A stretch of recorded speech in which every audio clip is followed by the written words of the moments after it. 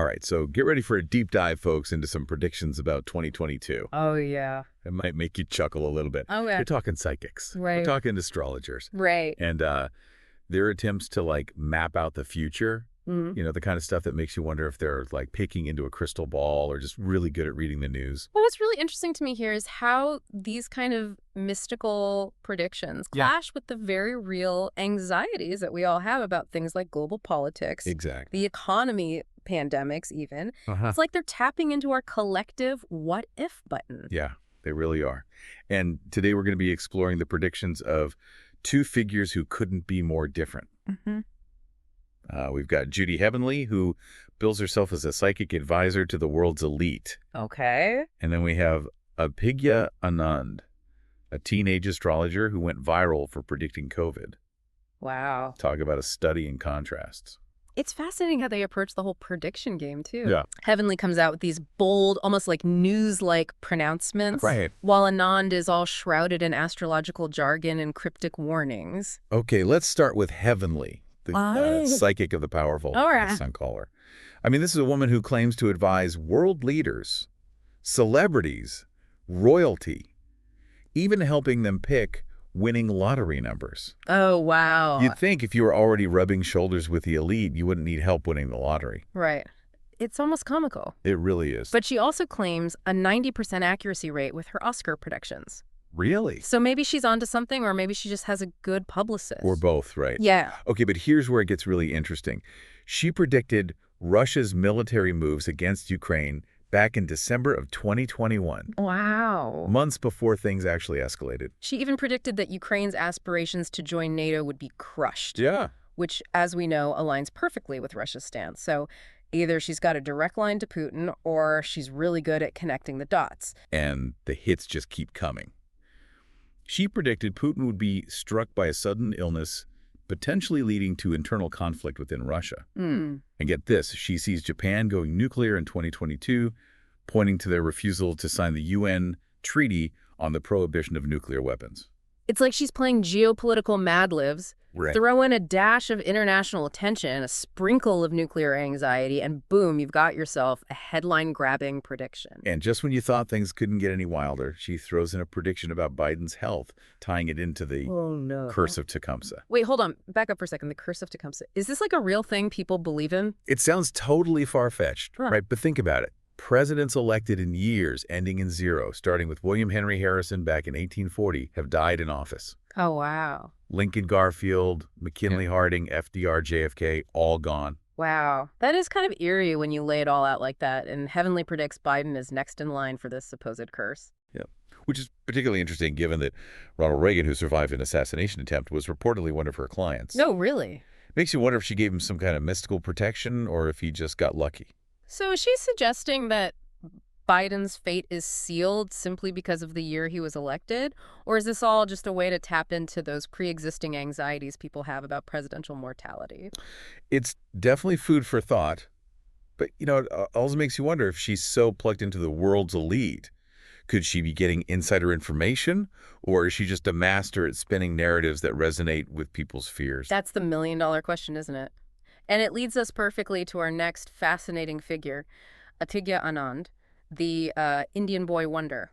Right. Supposedly predicted the COVID-19 pandemic back in 2019 using astrology. Okay, let's talk about Anand. He's got a completely different vibe than Heavenly, relying heavily on astrological interpretations, especially planetary alignments, to make his predictions. And his latest prediction is that the pandemic will peak again in March, April 2022 because of, wait for it, unfavorable planetary alignments. Of course, because what else could possibly explain a global pandemic? Right. It's always those pesky planets messing things up. But here's where things get a little weirder. He's also talking about a 20-year disaster cycle. Okay. Linked to the conjunction of Jupiter and Saturn. Now, for those of you who aren't fluent in astrology, Right. A conjunction is when two planets appear close together in the sky from our perspective on Earth. And apparently, according to Anand, this particular conjunction happens every 20 years and is astrologically associated with major global shakeups.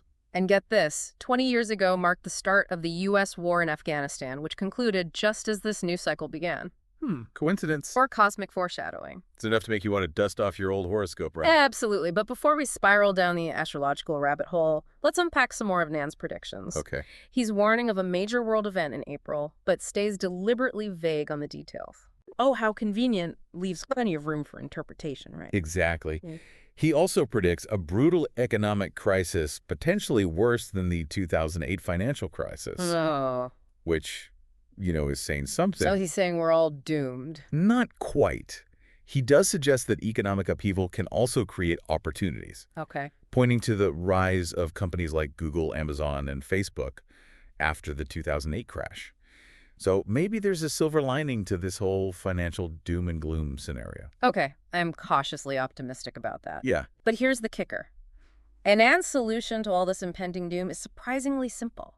He recommends maintaining a healthy lifestyle and boosting your immunity. Wait, what is he saying, that if we all just eat our vegetables and get enough sleep, we can somehow avoid a global economic meltdown? Right. And whatever this mysterious April event is? It sounds almost too good to be true, right? Yeah. But maybe he's hinting at something deeper, Oh. like the interconnectedness of our personal well-being with the state of the world, or maybe he's just really into kale smoothies. I guess we'll have to wait and see how it all unfolds.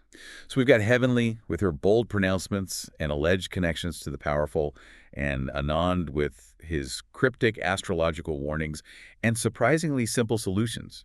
Two very different approaches to predicting the future, both tapping into our deepest fears and anxieties. But are they giving us genuine glimpses into what's to come, or are they just really good storytellers? That's what we're here to unpack. Stay tuned as we dive deeper into their specific predictions and see if we can separate the cosmic signal from the astrological noise. Let's dig a little deeper into some of these predictions, starting with the Russia-Ukraine situation.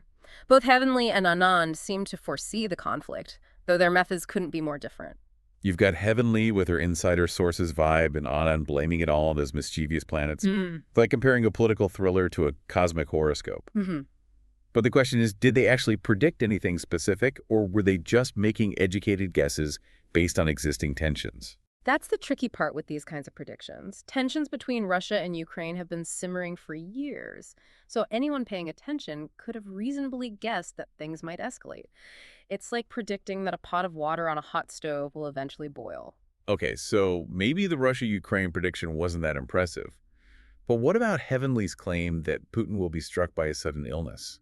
That seems like a bit of a leap, even for someone claiming to have psychic powers. Right, it's like she's channeling a daytime soap opera with that one. A little bit. But let's not forget, rumors about Putin's health have been swirling around for years. Everything from cancer to Parkinson's has been whispered in the tabloids. So maybe she's just picking up on those rumors and amplifying them for dramatic effect. It's possible. And let's be honest, predicting that a world leader in their 70s might experience health problems isn't exactly a groundbreaking revelation. It's like predicting that a used car might need a few repairs. Fair enough. Yeah. But then you've got her prediction about Japan going nuclear, which seems to come out of left field. I mean, hasn't Japan been staunchly anti-nuclear since World War II? It's true that Japan has a long and complicated history with nuclear weapons. But they also possess the technology and resources to develop them if they choose to. And remember, they've refused to sign that UN treaty banning nuclear weapons. So is Heavenly implying that Japan is just biding its time, waiting for the right moment to go nuclear? Maybe. Or maybe she's playing on those deep-seated fears about nuclear proliferation, especially in a region with so much geopolitical tension. It's like she's throwing a match into a powder keg of global anxieties. Speaking of anxieties, let's talk about Anand's economic predictions. A crisis worse than 2008. That's enough to send shivers down anyone's spine. Right. Talk about a buzzkill. Yeah. But remember, he's framing this crisis as part of a larger 20-year disaster cycle. You know, that whole 20-year cycle thing sounds a bit like those doomsday prophecies that pop up every few years. Remember Y2K? Everyone was convinced the world was going to end because computers couldn't handle the new millennium. Exactly. People love a good apocalypse story. But let's give Anand some credit. He's not just throwing out random predictions. He's grounding them in his astrological interpretations, specifically this conjunction of Jupiter and Saturn. Okay, let's break this down for those of us who don't speak astrology. What's so special about this conjunction? Well, in astrology, Jupiter is often associated with expansion and good fortune, while Saturn represents restriction and challenges. When they come together in a conjunction, it's thought to be a time of significant change and upheaval. So it's like a cosmic tug-of-war between good and bad luck. Exactly. And Anand believes this particular conjunction signals a period of global instability and crisis. Now, whether or not you buy into the whole astrology thing, it's undeniable that we're living in a time of unprecedented uncertainty. We've got the pandemic, climate change, political polarization, and now a war in Europe. It's enough to make anyone wonder if the planets are out to get us. But here's where things get really interesting. Anand suggests that economic upheaval can also create opportunities for innovation and change. He even points to the rise of tech giants like Google, Amazon, and Facebook after the 2008 financial crisis as proof. Right. It's like that saying, every cloud has a silver lining. Maybe this crisis, if it does happen, will force us to rethink our economic systems and create something more sustainable and equitable. Okay, I'm cautiously optimistic about that. But let's be real, a global economic meltdown isn't exactly something to celebrate. Absolutely. But instead of panicking, maybe we can channel that nervous energy into creating positive change. I like that approach. But what about Anand's solution to all this impending doom? Eat healthy and boost your immunity. I mean, it's good advice, but does he really think a kale smoothie is going to save the world? It does sound a bit simplistic, doesn't it? But maybe he's trying to convey a deeper message. Well, maybe he's suggesting that taking care of our personal well-being is essential for navigating these turbulent times.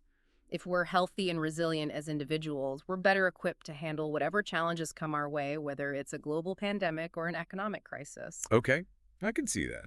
Yeah, It's like that old saying, you can't pour from an empty cup. You need to take care of yourself before you can effectively take care of others or tackle larger problems. exactly.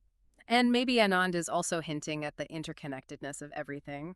Our personal health is linked to the health of our communities, our economies, and even the planet as a whole. So it's not just about eating your vegetables. It's about recognizing that we're all part of a larger system. Precisely. And that taking care of ourselves is just one piece of the puzzle when it comes to creating a more resilient and sustainable future. Okay, I'm starting to see the bigger picture here. Yeah. But let's not forget about Heavenly and her prediction about Biden's health. That whole curse of Tecumseh thing is still bugging me. I know, right?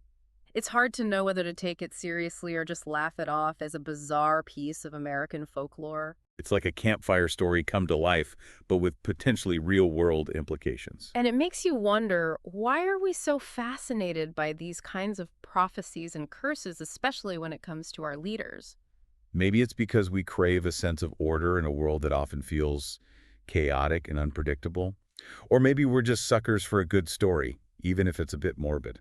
Well, whatever the reason, the curse of Tecumseh is a prime example of how predictions can tap into our deepest fears and anxieties. And it raises an important question. Are these predictions, no matter how outlandish they may seem, shaping how we see the world in the future? Yeah, do we subconsciously start looking for evidence to confirm these predictions, even if they're based on nothing more than like astrological charts or psyche hunches? That's the power of suggestion, right? Yeah. You hear something enough times, even if it sounds crazy, and it starts to worm its way into your subconscious. Right. Suddenly you're noticing every little cough Biden makes and wondering if it's the curse of Tecumseh taking hold. Right? It's like when you buy a new car and suddenly you see that same car everywhere you go. Maybe it was always there, but now you're attuned to it because it's on your mind. So are we letting these predictions influence our perceptions of reality? It's definitely possible. And that's why it's crucial to approach these predictions with a healthy dose of skepticism. Right. Don't just blindly accept what you hear, even if it's coming from someone who claims to have special powers or a direct line to the cosmos. So what are we supposed to do? Ignore all predictions and just hope for the best? Not necessarily. Predictions, even the wacky ones, can be a good starting point for conversation and critical thinking. Okay. They can force us to confront our fears and consider different possibilities, but we have to remember that the future isn't set in stone. It's a constantly evolving landscape, shaped by countless factors, from individual choices to global events. So instead of freaking out about a 20-year disaster cycle or presidential curse, we should focus on what we can control our own actions and how we respond to the challenges that come our way. Exactly. We have more agency than we often realize, and maybe, just maybe, if enough of us focus on creating positive change, we can defy those doom and gloom prophecies and build a better future. Okay, I'm feeling a bit more empowered now, less like a helpless pawn and more like an active participant in shaping the future. But I have to admit, a small part of me is still wondering if Biden will make it to the end of his term. I understand. It's hard to resist the allure of a good mystery, especially when it involves the fate of a nation. So as we wrap up this deep dive into the world of predictions, I think it's safe to say that we've learned a few things. First, always take predictions with a grain of salt, especially when they involve planetary alignments or psychic powers. Right. Second, don't underestimate the power of suggestion and how it can shape our perceptions of reality. And finally, remember that the future is not predetermined. We all have a role to play in creating the world we want to live in. Well said. Yeah, And who knows, maybe by focusing on the positive and taking action to shape the future, we can prove those doomsayers wrong once and for all. that's a great note to end on.